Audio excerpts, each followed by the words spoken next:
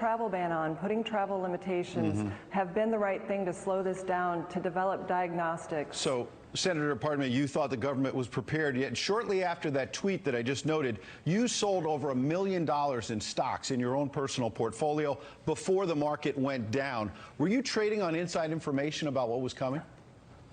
Well, I'm really glad you asked, Ed, because I do want to set the record straight. I've seen some of those stories, and it's absolutely false, and it could not be true. So if you actually look at the personal transaction reports that were filed, it notices at the bottom that I'm only informed of my transactions after they occur, several weeks. So certainly those transactions, at least on my behalf, were a mix of buys and sells, very routine for my portfolio. Okay. And, you know. You say they were routine, Senator, pardon me, but I mentioned the sales before stocks went down.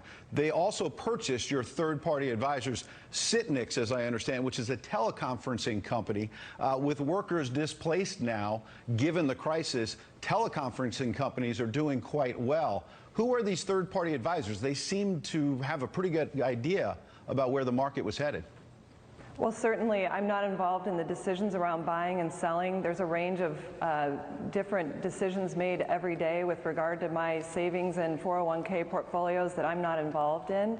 And certainly, like any other trade, you can't see into the future. I come out of the financial services industry where I have over 20 years of experience of dealing and complying with very strict standards around material non-public information.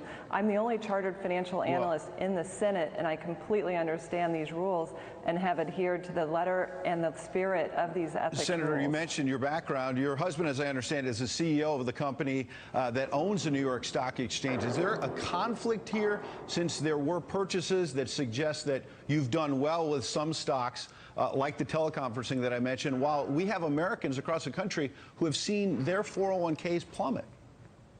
That's right. I mean, this is where you need to know that when we acquired the New York Stock Exchange back when I was part of the company, we actually put the first set of rules in that prohibited discretionary trading. So no longer do my husband and I have the ability to do discretionary trades, and that's why it's outsourced to third-party investment managers.